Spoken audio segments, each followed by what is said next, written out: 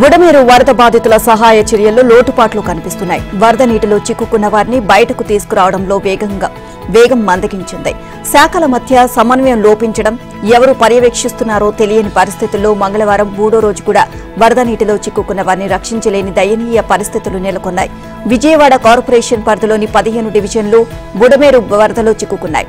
ప్రధాన రహదారి నుంచి బాగా లోపలున్న వారికి మంగళవారం కూడా సాయం అందలేదు. మొదటి అంతస్తు దాటి పైన ఉన్న వారికి ఇళ్లలో అన్ని ఉన్నా నీళ్లు లేవు, ఇక పాలు లేవు, కరెంటు లేదు. 3 రోజులుగా ఆహారం నీరు లేక నిరసించడంతో బతుకు కాపాడుకునేందుకు ప్రాణాలకు తెగించి వరద బాధితులే వరద నీళ్లలో బయటకు వచ్చారు.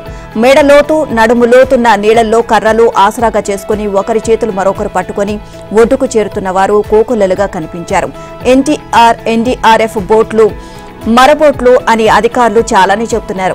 ఇతర జిల్లాల నుంచి బోట్లు వచ్చిన వాటిని కిందికి దించలేదు, ఉన్న అరకొర బోట్లని తిప్పుతున్నారు. దీంతో చాలా మంది బాధితులే నానా తంటాలు పడుతూ ఒడ్డున పడుతున్నారు. ఇక వరద ముంపులో చిక్కుకున్న ప్రాంతంలో 30% ప్రాంతానికి మాత్రమే ఆహారం, మంచినీళ్లు అందించినట్లు అంచనా. ప్రధాన రోడ్ల వెంబడి ఉన్న వారిని మినహాయిస్తే లోపలున్న వారికి గత 3 రోజులుగా ఆహారం అందలేదు, కనీసం మంచినీళ్లు కూడా అందలేదు. అష్ట కష్టాలు పడుతూ బయటకు వచ్చిన బాధితుల్లో ఎవరిని పలకరించినా 3 రోజులుగా తమకు ఆహారం, మంచినీళ్లు అందలేదు అని వాపోయారు. వరద నుంచి బయటకు వచ్చే వారికి ఆహారం ఇస్తున్నారే తప్ప బయటకు రాలేని వారికి బోట్ల మీద వెళ్లి ప్రీచే ప్రయత్నాలు సరిగ్గా జరగడం లేదు. Ambapuram, Kandriga, PNT colony, Indiranayak colony, Andhraprabha colony వాసులు 3 రోజులుగా మంచినీరు కూడా లేకుండా విలువెల్లాడిపోతున్నారు. ఇతర జిల్లాల నుంచి వచ్చిన ఆహారాన్ని కూడా సద్వినియోగం చేసుకోలేని పరిస్థితి. ఆహారం పాడైపోతుందని, బాధితులకు పంచాలని ఇక్కడి అధికారులకు ఆయా జిల్లాల అధికారులు ఫోన్ చేసినా స్పందన కనిపించడం లేదు. కీలకమైన సమయంలో ఎన్టీఆర్ జిల్లా యంత్రాంగం పనితీరు మొక్కుబడిగా మారిపోయింది అనే విమర్శలు వినిపిస్తున్నాయి. కలెక్టరేట్కు ఫోన్లు చేసినా స్పందించడం లేదు అని, కంట్రోల్ రూమ్ శుద్ధ దండగా అని బాధితులు మండిపడుతున్నారు. ముఖ్యమంత్రి వస్తే తప్ప ఎన్టీఆర్ జిల్లా కలెక్టర్ సృజన సహాయ చర్యలు పర్యవేక్షించడానికి క్షేత్రస్థాయికి రావట్లేదని చెబుతున్నారు. విపరీతంగా వచ్చిన వరదలతో ఇబ్బంది పడుతున్న విజయవాడ పరిసర ప్రాంతాలకు చెందిన బాధితులను ఆదుకునేందుకు 3 రోజులుగా తన సర్వశక్తులు ఒడ్డి పనిచేస్తున్నానని ముఖ్యమంత్రి చంద్రబాబు అన్నారు. 6 హెలికాప్టర్లు, 30 డ్రోన్లు తెప్పించి బాధితులకు ఆహారం అందజేస్తున్నామని ముఖ్యమంత్రి చంద్రబాబు తెలియజేశారు. 32 మంది ఐఏఎస్ అధికారులు విధుల్లో ఉన్నారని, 10 జిల్లాల నుంచి బాధితుల కోసం ఆహారం తెప్పిస్తున్నామని తెలిపారు. ఇక 3 పూటల ఆహారం అందిస్తున్నామని, చివరి వ్యక్తి వరకు సాయం అందిస్తామని తెలిపారు. దీనికోసం 179 సచివాలయాల పరిధిలో ఒక్కో సచివాలయానికి ఒక సీనియర్ అధికారిని నియమించామని అన్నారు. వరద బాధితులకు సహాయ కార్యక్రమాలు చేపట్టే క్రమంలో 3వ రోజు మంగళవారం ఎన్టీఆర్ జిల్లా కలెక్టరేట్లో ఆయన సమీక్ష నిర్వహించారు. అనంతరం విలేకరుల సమావేశంలో మాట్లాడారు. బాధితుల వద్దకు ట్రాక్టర్లు, వ్యాన్లు, ప్రొక్లైన్లు, బోట్లు ఎలా వెళ్లడానికి సాధ్యమైతే ఆ విధంగా వెళ్లేందుకు ఏర్పాట్లు చేశామని అన్నారు.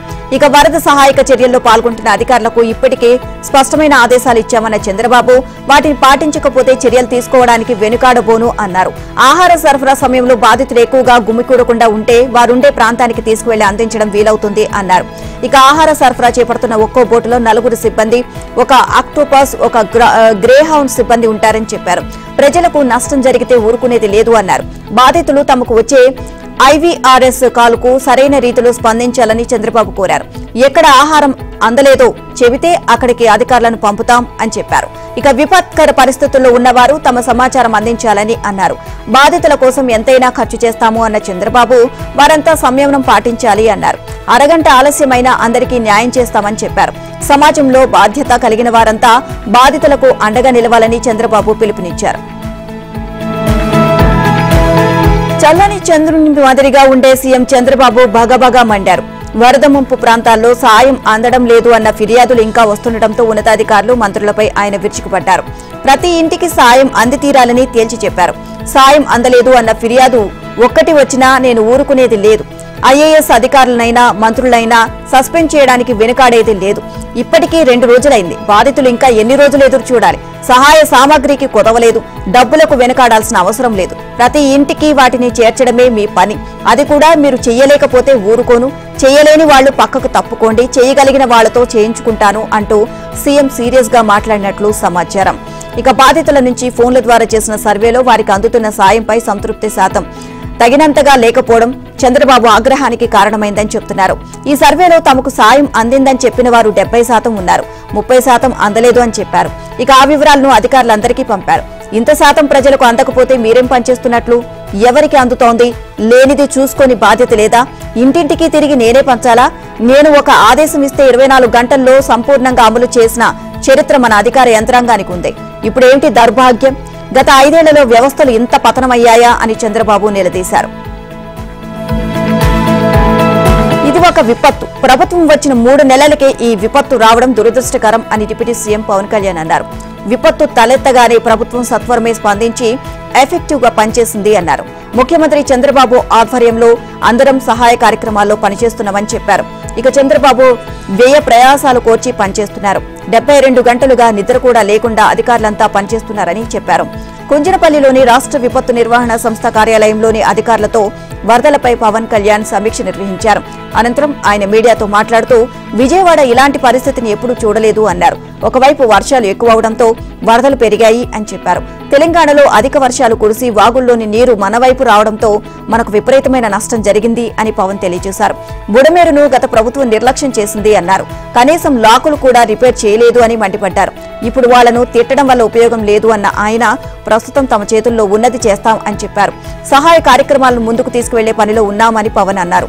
భవిష్యత్తులో ఇలాంటివి రాకుండా వరద నివారణ క్యానల్స్ ఏర్పాటు చేయాలి అన్న దానిపై సీఎం చంద్రబాబుతో చర్చిస్తామని పవన్ చెప్పారు.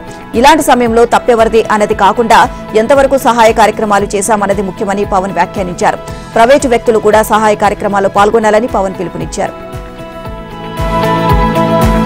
ఏపీలో వరద సహాయక చర్యలు ముమ్మరమయ్యాయని, పరిస్థితులు వీలైనంత త్వరగా సాధారణ స్థితికి చేరుకుంటాయని మున్సిపల్ పట్టణాభివృద్ధి శాఖ మంత్రి పొంగూరు నారాయణ అన్నారు. మంగళవారం ఆయన ఎన్టీఆర్ జిల్లా కలెక్టరేట్ వద్ద విలేకరుల సమావేశంలో మాట్లాడారు. విజయవాడ పరిసర ప్రాంతాల్లో ప్రజలు వరదతో చాలా ఇబ్బందులు పడ్డారని అన్నారు. గత 200 ఏళ్లలో ఇంత వర్షం వరద కృష్ణానదికి గాని చిన్న నదులకు గాని విజయవాడలో గాని రాలేదని గుర్తు చేశారు. పరిస్థితులు మారే వరకు ఇక్కడి నుంచి కదిలేదు లేదు అని సీఎం చంద్రబాబు చెప్పారని తెలిపారు. అంతా సమన్వయంతో పనిచేయడం వల్ల ప్రాణ నష్టాన్ని కనిష్ట స్థాయికి తగ్గించగలిగామని చెప్పారు. వరద ఉధృతికి పడవలు, ట్రాక్టర్లు కూడా బోల్తా పడ్డాయన్నారు. హెలికాప్టర్ కు కూడా వాతావరణం అనుకూలించలేదు అని, క్షేత్రస్థాయిలో 30 డ్రోన్లు పనిచేస్తున్నాయని అన్నారు. ఆహారం కావాల్సినంత ఉందని, తాగునీటి సరఫరా కోసం జిల్లాల నుంచి 500 ట్యాంకర్లు ఇవాళ ఉదయానికి నగరానికి వస్తున్నాయని మంత్రి నారాయణ చెప్పారు. సీఎం ఆదేశాల మేరకు 3 రోజుల పాటు 10 లక్షల ప్యాకెట్ల పాలు సరఫరా చేస్తామని తెలియజేశారు. ఇక విజయవాడలోని చాలా ప్రాంతాలు ఇప్పుడిప్పుడే వరద ప్రభావం నుంచి బయటపడుతున్నాయని ఆర్థిక మంత్రి పయ్యావుల కేశవ్ అన్నారు. రాత్రింపవళ్లు ప్రభుత్వ యంత్రాంగం శ్రమిస్తోంది అని తెలియజేశారు. సీఎం చంద్రబాబు ఆదేశాలతో వివిధ ప్రాంతాల్లో మంత్రులు పర్యటిస్తున్నారని చెప్పారు. ప్రతి ఇంటికి ఆహారం అందేలా ప్రతి సచివాలయానికి ఒక అధికారిని నియమించి వారి ద్వారా సాయం అందిస్తున్నామని పేర్కొన్నారు. వరద ఉధృతి తగ్గే వరకు సహాయక చర్యలు కొనసాగిస్తామని పయ్యావుల స్పష్టం చేశారు. ఇక వరద బాధితులను ప్రభుత్వం అన్ని విధాలా ఆదుకుంటుంది అని మంత్రి కొలుసు పార్థసారథి తెలియజేశారు. పంట నష్టాలను అంచనా వేసి ప్రతి రైతును ఆదుకుంటామని అన్నారు. వరద ప్రభావిత ప్రాంతాల్లో నివసిస్తున్న ప్రతి బాధితుడికి అండగా నిలుస్తామని మంత్రి కొల్లు రవీంద్ర అన్నారు. ఎగిరిపోయిన పైకప్పులు, కూలిన గోడలు, కొట్టుకుపోయిన ఇళ్లు, ఖమ్మంలో మున్నేరు విలయంతో ఎటు చూసినా విషాదగాథలే. ఏ వీధిలో తిరగాలన్నా అంతా బురదే. ఏ ఇంట్లో చూసినా మట్టి కొట్టుకున్న వస్తువులు, దుస్తులే. కొందరికి ఇవి లేవు. ఆయా ప్రాంతాల్లో ఏ ఇల్లాలని కదిలించినా కన్నీరే. మున్నీరే ఉగ్రరూపం దాల్చి 36 అడుగుల మేర ప్రవహించడంతో నది తీరాన ఉన్న ప్రాంతాల్లో వేల ఆవాసాలు నీట మునిగాయి. ఎటు చూసినా హృదయాలను కదిలించే దృశ్యాలు కనిపిస్తున్నాయి. ఇక తెలంగాణలో శనివారం నుంచి కురిసిన కుండపోత వర్షాలు తీరని నష్టాన్ని మిగిల్చాయి. వర్షాలు వరదల దెబ్బకు భారీగా ప్రాణ ఆస్తి నష్టం సంభవించింది. విపత్తుల నిర్వహణ విభాగం సంయుక్త కార్యదర్శి హరీష్ తెలిపిన వివరాల ప్రకారం వర్షాలు వరదల ప్రభావంతో రాష్ట్ర వ్యాప్తంగా 24 మంది ప్రాణాలు కోల్పోయారు. వరదల వల్ల ఖమ్మం, మహబూబాబాద్ జిల్లాలు అధికంగా దెబ్బతిన్నాయి. సూర్యాపేట, భద్రాద్రి, కొత్తగూడెం, ములుగు ప్రాంతాల్లోనూ తీవ్ర నష్టం వాటిల్లింది. వర్షాలు వరదల వల్ల సుమారు 130 గ్రామాలు దెబ్బతిన్నాయి. ఖమ్మం జిల్లాలో 5, కామారెడ్డిలో 4, కొత్తగూడెంలో 3, మహబూబాబాద్లో 3, ములుగులో 2, నారాయణపేటలో 2, పెద్దపల్లిలో 2, సిద్దిపేటలో 2, వనపర్తిలో 1 మరణించారు. ఆవులు, గేదెలు, మేకలు, గొర్రెలు వంటి 14,000 మూగ జీవాలు మృత్యువాత పడ్డాయి. అలాగే 6,000 ఇళ్లు, 84 ప్రభుత్వ పాఠశాలలు ధ్వంసమైనట్లు అధికారులు తెలియజేశారు. హైదరాబాద్ తరహాలోని తెలంగాణ వ్యాప్తంగా నాలాలు, చెరువులను ఆక్రమించి కట్టిన నిర్మాణాలను కూల్చివేస్తామని ముఖ్యమంత్రి రేవంత్ రెడ్డి ప్రకటించారు. చెరువులు, నాలాల ఆక్రమణలపై హైదరాబాద్ హైడ్రా చేపట్టినట్లుగా స్పెషల్ డ్రైవ్లు చేపట్టాలని అన్ని జిల్లాల కలెక్టర్లకు ఆదేశాలు జారీ చేశారు. మహబూబాబాద్ జిల్లా సీతారాం తాండాలో పాటు పురుషోత్తమగూడెం ఆకేరు వాగుపై 1.5 కిలోమీటర్ల మేర ధ్వంసమైన రోడ్డును కొట్టుకుపోయిన హై లెవెల్ వంతెనను ఆయన పరిశీలించారు. మంత్రులు పొంగులేటి శ్రీనివాసరెడ్డి, ధనసరి సీతక్కలతో కలిసి సీతారాం తాండా వాసులను పరామర్శించారు. వరదలో కొట్టుకుపోయిన విద్యార్థుల సర్టిఫికేట్లు, పాస్ పుస్తకాలు, ఆధార్ కార్డులు, ఇతరాతర విలువైన పత్రాలను తిరిగి కొత్తవి అందజేయాలి అని జిల్లా కలెక్టర్ను ఆదేశించారు. వరద నష్టంపై మహబూబాబాద్ కలెక్టరేట్లో సమీక్షించారు. ఇక చెరువులు, నాలాలు, బఫర్ జోన్లను ఆక్రమించి లేఅవుట్ చేసి అమ్ముకోవడం వల్లే భారీ వర్షాలు కురిసినప్పుడు వరద నీరు జనావాసాలను ముంచేస్తోంది అని సీఎం రేవంత్ అన్నారు. ప్రాణ, ఆస్తి నష్టం సంభవిస్తున్నాయని చెప్పారు. ఆక్రమణలకు సంబంధించి కోర్టుల్లో కేసులుంటే చట్టపరంగా, న్యాయపరంగా చర్యలు చేపట్టాలని అధికారులను ఆదేశించారు. ఆక్రమించిన వారు ఎంతటి వారైనా వదిలేది లేదు అన్నారు. ఎంతటి ఒత్తిడి వచ్చినా వెనక్కి తగ్గేది లేదు అన్నారు. ఇక తప్పనిసరిగా చర్యలు తీసుకుంటామని చెప్పారు. అక్రమంగా కట్టడాలు చేపట్టి ఉంటే వెంటనే స్వచ్ఛందంగా ప్రభుత్వానికి అప్పగించాలని పిలుపునిచ్చారు. ఆక్రమణలకు సహకరించిన అధికారులపైన చర్యలు తీసుకోవాలి అన్నారు. హైడ్రా తరహాలో జిల్లాలో ఒక వ్యవస్థను కలెక్టర్లు ఏర్పాటు చేసుకోవాలి అని సూచించారు. ఇక మహబూబాబాద్ జిల్లా వ్యాప్తంగా 30,000 ఎకరాల్లో పంట నష్టం వాటిల్లింది అని ముఖ్యమంత్రి వెల్లడించారు. సహాయక చర్యలు నిరంతరం పనిచేసిన రెవెన్యూ, పోలీస్, విద్యుత్, వైద్య అధికారులను అభినందించారు. జిల్లాలో అత్యధికంగా 28 సెంటీమీటర్ల వర్షపాతం నమోదైనప్పటికీ అధికారుల సమన్వయంతో పనిచేయడం వల్ల ఆస్తి నష్టం, ప్రాణ నష్టం తగ్గింది అని చెప్పారు. ఉమ్మడి ఖమ్మం జిల్లాలో 9 మంది కాంగ్రెస్ ఎమ్మెల్యేలు ఉన్న మున్నేరు వరదల్లో ప్రకాశ్ నగర్ బ్రిడ్జిపై చిక్కుకున్న 9 మందిని బయటకు తీసుకురాలేకపోయారని బీఆర్ఎస్ ఎమ్మెల్యే హరీష్ రావు విమర్శించారు. సహాయక చర్యలు రాష్ట్ర ప్రభుత్వం పూర్తిగా విఫలమైంది అన్నారు. వరదల సమయంలో సహాయక కార్యక్రమాల కోసం కనీసం ఒక హెలికాప్టర్ను కూడా అందుబాటులోకి ఉంచలేకపోయింది అన్నారు. మంగళవారం బీఆర్ఎస్ ప్రతినిధుల బృందం ఖమ్మంలో మున్నేరు వరద ముంపు ప్రాంతాలను సందర్శించి బాధితులతో మాట్లాడి పరామర్శించారు. ఇక ఆ తర్వాత ఖమ్మం జిల్లా బీఆర్ఎస్ కార్యాలయంలో నిర్వహించిన విలేకరుల సమావేశంలో హరీష్ రావు, జగదీశ్వర్ రెడ్డి, సబితా ఇంద్రారెడ్డి, పువ్వాడ అజయ్ మాట్లాడారు. తెలంగాణలోని వరదలో 30 మంది చనిపోతే సీఎం రేవంత్ రెడ్డి 16 మంది చనిపోయారని చెప్పి వరద రాజకీయం చేస్తున్నారని హరీష్ దుయ్యబట్టారు. ఇక ఖమ్మం జిల్లాలో 3 మంత్రులు సహాయక చర్యలు విఫలం కావడంతో సీఎం సమీక్షలు నిర్వహించారని, ఆ సమీక్షల్లోనూ ప్రతిపక్షాలను తిట్టడం తప్ప సహాయ చర్యలపై ఏం నిర్ణయం తీసుకోలేదని బీఆర్ఎస్ నేతలు విమర్శించారు. పరిపాలనపై పట్టు కోల్పోయిన సీఎం ప్రతిపక్షాలపై బురద జల్లుతున్నారని అన్నారు. వరద బాధిత కుటుంబాలకు కేవలం 10,000 అందజేస్తామని రేవంత్ ప్రకటించడం సిగ్గుచేటు అని హరీష్ రావు అన్నారు. మృతుల కుటుంబాలకు 25 లక్షల పరిహారం ఇవ్వాలని డిమాండ్ చేశారు. ఇండ్లు కోల్పోయిన వారికి 5 లక్షల నుంచి 10 లక్షలు ఇవ్వాలి అన్నారు. ఖమ్మంలో వరద బాధితులను పరామర్శించేందుకు వచ్చిన తమపై పోలీసులు సమక్షంలోనే కాంగ్రెస్ గూండాలు దాడి చేశారని హరీష్ రావు ఆరోపించారు. సీఎం రేవంత్ రెడ్డి అఖిలపక్ష నేతలతో కలిసి ఢిల్లీ వెళ్లి ప్రధాని మోదీని కలిసి వరద నష్టం సాయంపై నిలదీయాలని హరీష్ రావు సూచించారు. ఢిల్లీకి వచ్చేందుకు తాము సిద్ధంగా ఉన్నామని అన్నారు. ఉగ్ర రూపంతో ఉన్న కృష్ణమ్మ నెమ్మదిగా శాంతిస్తుంది. ఎగువ నుంచి ప్రకాశం బ్యారేజీకి వరద భారీగా తగ్గుముఖం పడుతోంది. ఇక ప్రస్తుతం 6,61,335 క్యూసెక్ల నీరు ప్రవహిస్తోంది. ఇక ఫలితంగా ప్రకాశం బ్యారేజీ ఎగువ, దిగువ భాగాన ఉన్న వివిధ గ్రామాల్లోకి వెళ్లిన వరద నీరు వెనక్కి వెళ్లిపోయింది. గ్రామాల ప్రజానీకం ఊపిరి పీల్చుకున్నారు. బుడమేరు కూడా శాంతించడంతో విజయవాడలో ముంపునకు గురైన ప్రాంతాల్లో వరద నీటి మట్టం తగ్గుతూ వస్తోంది. ఇక వరద సహాయక చర్యలు మాత్రం కొనసాగుతూనే ఉన్నాయి.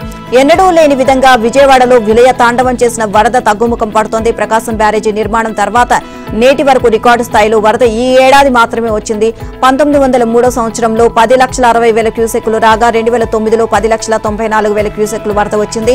ఆ తర్వాత తొలిసారిగా 2024లో బ్యారేజీకి రికార్డు స్థాయిలో వరద 11,47,000 క్యూసెక్లు వచ్చింది. దీంతో ప్రకాశం బ్యారేజీ వద్ద కృష్ణమ్మ మహోగ్ర రూపం దాల్చడంతో గత 2 రోజులుగా బ్యారేజీ ఎగువ, దిగువన అనేక గ్రామాలు ముంపునకు గురయ్యాయి. చివరకు జాతీయ రహదారులపై రాకపోకలు నిలిపివేసిన పరిస్థితి నెలకొంది. శ్రీశైలం, నాగార్జున సాగర్, పులిచింతల నుండి సుమారు 5 లక్షల క్యూసెక్ల వరద కిందకు రావడంతో పాటు మున్నేరు, వైరా, కట్టలేరు, కీజర్ వంటి ఉపనదుల ద్వారా వచ్చే వరద మరో 6 లక్షల క్యూసెక్లు మొత్తం కలిపి ప్రకాశం బ్యారేజీకి చేరుకుంది. అయితే దిగువన ప్రాంతాల్లో వర్షాలు తగ్గుముఖం పట్టడంతో కృష్ణానదికి వచ్చే వరద కూడా తగ్గిపోయింది. దీంతో మంగళవారం సాయంత్రానికి 4.5 లక్షల క్యూసెక్ల వరద తగ్గి 7 లక్షలకు చేరుకుంది. వరద తగ్గుముఖం పట్టడంతో ముంపులో ఉన్న లంక గ్రామాలు ఊపిరి పీల్చుకున్నాయి. విజయవాడ, హైదరాబాద్ జాతీయ రహదారిపై నందిగామ మండలం అంబారుపేట వద్ద వరద నీరు చేరడంతో 2 రోజుల పాటు ట్రాఫిక్ నిలిపివేశారు. రహదారిపై వరద ప్రవాహం తగ్గిపోవడంతో ట్రాఫిక్ ను పునరుద్ధరించాలి అని నిర్ణయించుకున్నారు. దీంతో వాహనాలను యథావిధిగా నడిపేలా అధికారులు చర్యలు తీసుకున్నారు. మరోవైపు కోల్కతా, చెన్నై జాతీయ రహదారిపై విజయవాడ శివార్లో వరద నీరు రహదారిపై ఉండడంతో ట్రాఫిక్ స్లోగా నడుస్తోంది. ఈ రహదారిలో ప్రయాణించే వారు పోలీసుల సూచనలు తీసుకుని ప్రయాణాలు చేయాలని అధికారులు విజ్ఞప్తి చేస్తున్నారు. తెలుగు రాష్ట్రాల్లో వరద సహాయానికి భారీగా విరాళాలు అందజేస్తున్నారు. ఇక రాజకీయ, సినీ, వ్యాపార ప్రముఖులు భారీగా విరాళాలు ఇస్తున్నారు. వరద బాధితుల సహాయార్థం చంద్రబాబు సతీమణి నారా భువనేశ్వరి హెరిటేజ్ సంస్థ తరపున ఏపీకి ₹1 కోటి తెలంగాణకు ₹1 చొప్పున మొత్తం 2 కోట్లు విరాళం ప్రకటించారు. ఇక AP deputy CM Pawan Kalyan ₹1 విరాళం ప్రకటించారు. Hindupuram MLA Balakrishna, super star Mahesh Babu, junior NTR ఏపీకి 50 లక్షలు, తెలంగాణకు 50 లక్షల చొప్పున విరాళం ప్రకటించారు. ఆంధ్రప్రదేశ్ ముఖ్యమంత్రి సహాయ నిధికి వైజయంతి మూవీ సంస్థ 25 లక్షల విరాళంగా ఇస్తున్నట్లు ప్రకటించింది. దర్శకుడు త్రివిక్రమ్, నిర్మాతలు ఎస్ రాధాకృష్ణ, ఎస్ నాగవంశీ విరాళాలు ప్రకటించారు. ఇక యువ హీరో సిద్ధు జొన్నలగడ్డ ఏపీకి 15 లక్షలు, తెలంగాణకు 15 లక్షలు విరాళం ఇచ్చారు. మరో యువ హీరో విశ్వక్ సేన్ ఏపీకి 5 లక్షలు, తెలంగాణకు ₹5 లక్షల విరాళం ప్రకటించారు. అలాగే నెల్లూరు ఎంపీ వేమిరెడ్డి ప్రభాకర్ రెడ్డి, ఎమ్మెల్యే వేమిరెడ్డి ప్రశాంత్ రెడ్డి దంపతులు వరద బాధితుల కోసం ₹1 చెక్కును సీఎం చంద్రబాబుకు అందజేశారు. విరాళాలు ప్రకటించిన వారికి ఏపీ, తెలంగాణ ప్రభుత్వాలు కృతజ్ఞతలు తెలియజేశారు.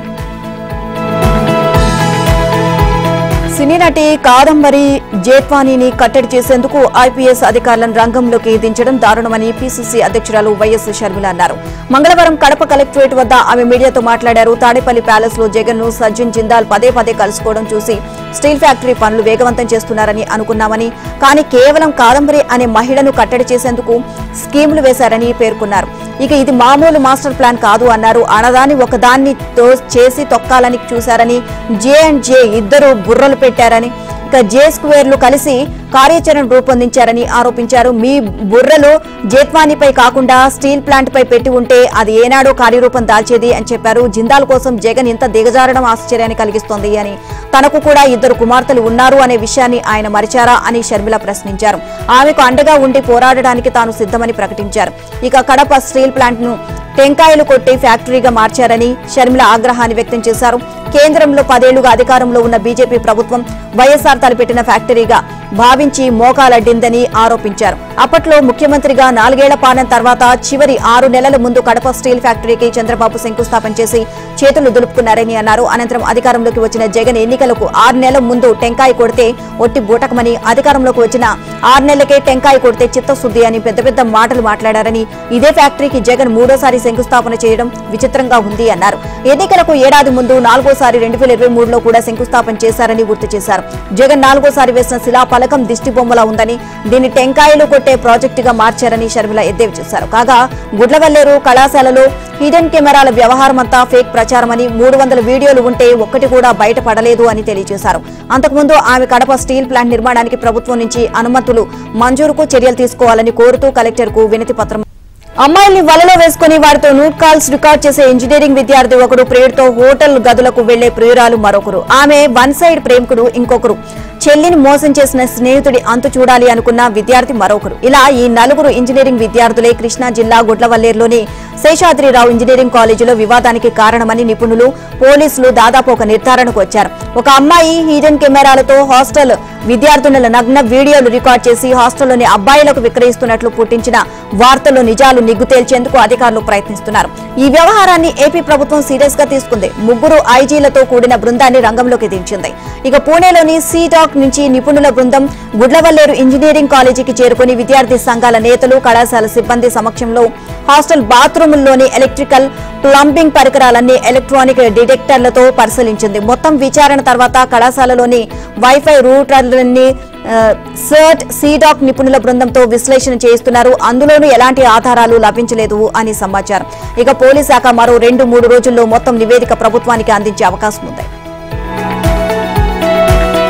తెలంగాణ రాజధాని హైదరాబాద్ కు మణిహారమైన ఔటర్ రింగ్ రోడ్ ను ఆనుకొని ఉన్న గ్రామాలు సమీప మున్సిపాలిటీలో విలీనమయ్యాయి. దీంతో రేవంత్ సర్కార్ తలపెట్టిన మహా హైదరాబాద్ లో కీలక అడుగుపడినట్లయింది. ఒక ఓఆర్ఆర్ ను ఆనుకొని ఉన్న 51 గ్రామాలను సమీప మున్సిపాలిటీలో విలీనం చేస్తూ రాష్ట్ర ప్రభుత్వం ఆర్డినెన్స్ జారీ చేసింది. తొలుత 45 గ్రామాలను విలీనం చేయాలి అనుకున్నప్పటికీ ఈ ప్రక్రియపై ఏర్పాటు చేసిన మంత్రివర్గ ఉపసంఘం మరో 6 గ్రామాలను కలపాలని సూచించింది. ఫలితంగా మొత్తం 51 గ్రామాలను విలీనం చేశారు. హైదరాబాద్ నగరం రోజురోజుకు విస్తరిస్తూ పోతుంది. కోరుక హైదరాబాద్ లోని ప్రాంతాలు జీహెచ్ఎంసీ పరిధిలో ఉండగా శివారు ప్రాంతాల్లో వివిధ మున్సిపాలిటీలు, గ్రామ పంచాయతీలు ఉన్నాయి. కాలక్రమంలో ఇవి నగరంలో కలిసిపోయాయి. కానీ పౌర సేవలు మాత్రం వేర్వేరు సంస్థల నుంచి అందుతున్నాయి. సౌకర్యాల కల్పనలోనూ కొన్ని సమస్యలు తలెత్తుతున్నాయి. దీంతో కాంగ్రెస్ ప్రభుత్వం జీహెచ్ఎంసీలో శివార్లోని కొన్ని మున్సిపాలిటీలు, గ్రామ పంచాయతీలను విలీనం చేసి నగర పరిధిని పెంచాలని సంకల్పించింది. ఓఆర్ఆర్ లోపల ఉండే ప్రాంతాలన్నింటినీ జీహెచ్ఎంసీలు విలీనం చేయాలని నిర్ణయించింది. జీహెచ్ఎంసీలు విలీనం అవుతాయి. ప్రస్తుతం శాసనసభ సమావేశాలు లేనందున విలీన ప్రక్రియకు గవర్నర్ ఆమోదం తెలిపారు. హైడ్రా ఆదేశాల మేరకు సంగారెడ్డి జిల్లా అమీన్పూర్ మున్సిపాలిటీ పరిధిలో పలు చోట్ల ప్రభుత్వ భూముల్లోని అక్రమ నిర్మాణాలను జిల్లా యంత్రాంగం మంగళవారం కూల్చివేసింది. అయితే ఇటీవల బీఆర్ఎస్ కు రాజీనామా చేసి కాంగ్రెస్ లో చేరిన మున్సిపల్ చైర్మన్ ఈ కూల్చివేతలను అడ్డుకునేందుకు ప్రయత్నించడంతో కొంత ఉద్రిక్త పరిస్థితి నెలకొంది. పోలీసుల జోక్యంతో కూల్చివేతలు కొనసాగాయి. అమీన్పూర్ పరిధిలోని పలు ఆక్రమణలను ఇప్పటికే హైడ్రా కమిషనర్ రంగనాథ్ 3 సార్లు స్వయంగా పరిశీలించిన సంగతి తెలిసింది. ఈ నేపథ్యంలో హైడ్రాకు అందిన ఫిర్యాదులు, నివేదికల మేరకు ప్రభుత్వ భూముల్లో ఆక్రమణను తొలగించాలని తహసీల్దార్కు కలెక్టర్ ఆదేశాలు జారీ చేశారు. దీంతో మంగళవారం ఉదయం 8 గంటలకు అధికారులు ఐలాపూర్ తండాకు చేరుకున్నారు. ప్రభుత్వ భూమిలో వేసిన లేఅవుట్ హద్దురాళ్లను తొలగించారు. అక్కడ నిర్మించిన గదిని నేలమట్టం చేశారు. అది ప్రభుత్వ భూమి అని పేర్కొంటూ బోర్డును ఏర్పాటు చేశారు. తర్వాత అమీన్పూర్ మున్సిపాలిటీకి పరిధి బంధం కొమ్ము రోడ్డులో ఉన్న సర్వే నెంబర్ 462లో ఆక్రమణలను తొలగించారు. ఫ్యూజన్ ఇంటర్నేషనల్ స్కూల్ సెక్యూరిటీ గదితో పాటు గేటన్ ప్రహార్ని తొలగించారు. సర్వే బృందాల సూచనల మేరకు మార్కింగ్ చేసి హద్దులను ఏర్పాటు చేశారు. హైదరాబాద్ రియల్ ఎస్టేట్ వ్యాపార గమనాన్ని హైడ్రా పూర్తిగా మార్చేసింది అనడంలో సందేహం లేదు. చెరువుల ఫుల్ ట్యాంక్ లెవెల్ బఫర్ జోన్ల గురించి వినియోగదారులు అది తెచ్చిన అవగాహన అంతా ఇంతా కాదు.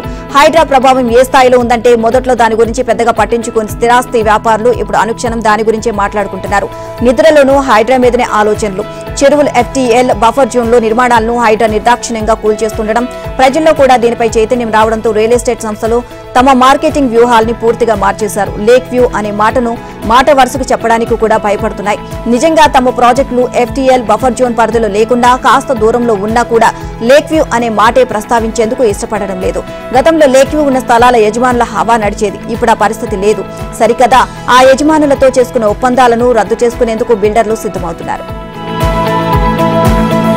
భారత్ బ్రూనైల మధ్య సుదృఢ సంబంధాలు నెలకొల్పేందుకు కృషి చేస్తున్నాను అని ప్రధాని నరేంద్ర మోడీ అన్నారు. అధికారిక పర్యటన నిమిత్తం ఆయన మంగళవారం బ్రూనై దేశ రాజధాని మందర్సేరి బెగ్వాన్ చేరుకున్నారు. బ్రూనైలో పర్యటించనున్న తొలి భారత ప్రధాని ఆయనే కావడం విశేషం. 2 దేశాల మధ్య దౌత్య సంబంధాలు ప్రారంభమై 40 ఏళ్లు పూర్తయిన సందర్భంగా బ్రూనై సుల్తాన్ ఆహ్వానం మేరకు మోదీ ఈ పర్యటన చేపట్టారు. భారత ప్రభుత్వం అనుసరిస్తున్న యాక్ట్ ఈస్ట్ ఇండో పసిఫిక్ విధానాల్లో బ్రూనై భాగస్వామ్యం చాలా కీలకమని గుర్తించారు. అందులో భాగంగానే 3 రోజుల పాటు బ్రూనైతో పాటు సింగపూర్లోని పర్యటించి పలు అంశాలపై చర్చలు జరపనున్నారు. ఇక యువరాజు హాజీ అల్ ముతాది బిల్లా స్వయంగా విమానాశ్రయానికి వచ్చి మోదీకి ఘన స్వాగతం పలకడం విశేషం. బస చేసే హోటల్ వద్దకు బ్రూనైలో కనివిసించే భారతీయులు చేరుకుని ప్రధానిని సాదరంగా ఆహ్వానించారు. ఇక మోదీ రేఖ చిత్రాన్ని ఓ బాలిక ఆయనకు బహుకరించింది. ఇక ప్రస్తుత సుల్తాన్ తండ్రి నిర్మించిన ఒమర్ అలీ సైఫుద్దీన్ మసీదును మోదీ సందర్శించారు. అత్యాచారం, హత్య కేసులో నిందితులకు మరణశిక్ష విధించేలా రూపొందించిన బిల్లును పశ్చిమ బెంగాల్ అసెంబ్లీ ఆమోదించింది. అపరాజిత మహిళ శిశు పేరుతో ప్రవేశపెట్టిన ఈ బిల్లును సభ మూజువాణి ఓటుతో ఆమోదించగా ముందుగా హామీ ఇచ్చినట్లు బీజేపీ సభ్యులు ఓటింగ్ కోసం పట్టుబట్టలేదు.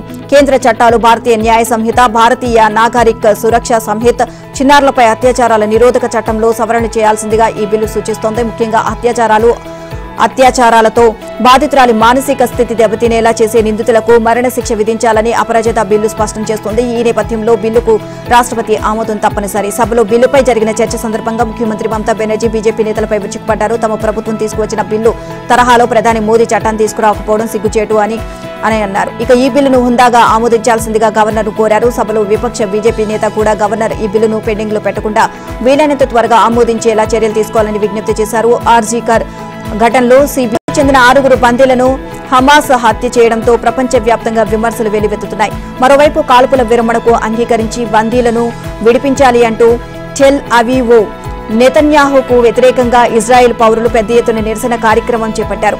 అయితే ఈ సమ్మె రాజకీయ ప్రేరేపితము అంటూ ప్రభుత్వం లేబర్ కోర్టును ఆశ్రయించింది. సమ్మె విరమించాలని కార్మిక సంఘాన్ని కోర్టు ఆదేశించింది. ఈ సమ్మెపై ఇజ్రాయెల్ ప్రధాని బెంజమిన్ నెతన్యాహు తీవ్ర ఆగ్రహాన్ని వ్యక్తం చేశారు. పారాలింపిక్స్ లో తమ అత్యుత్తమ ప్రదర్శనను అధిగమించే దిశగా భారత్ అడుగులు వేస్తోంది. సోమవారం ఏకంగా 8 పతకాలతో భారత క్రీడాకారులు అదరగొట్టగా మంగళవారం కాంస్య రూపంలో ఒక పతకం లభించింది. మహిళల అథ్లెటిక్స్ 400 మీటర్ల పరుగులో దీప్తి జీవాంజీ కాంస్యం సాధించింది. అథ్లెట్ జీవాంజీ దీప్తి మరోసారి అంతర్జాతీయ వేదికగా మెరిసింది. పారా క్రీడల్లో అత్యున్నతమైన పారా ఒలింపిక్స్ ఆమె కాంస్యం సాధించింది. మంగళవారం మహిళల 400 మీటర్ల T20 విభాగం ఫైనల్లో దీప్తి 55.82 సెకండ్ల లక్ష్యాన్ని చేరుకుని 3వ స్థానంలో నిలిచింది. ఉక్రెయిన్ అమ్మాయి యులియా షులియార్ 55.16 సెకండ్లతో స్వర్ణం సాధించింది.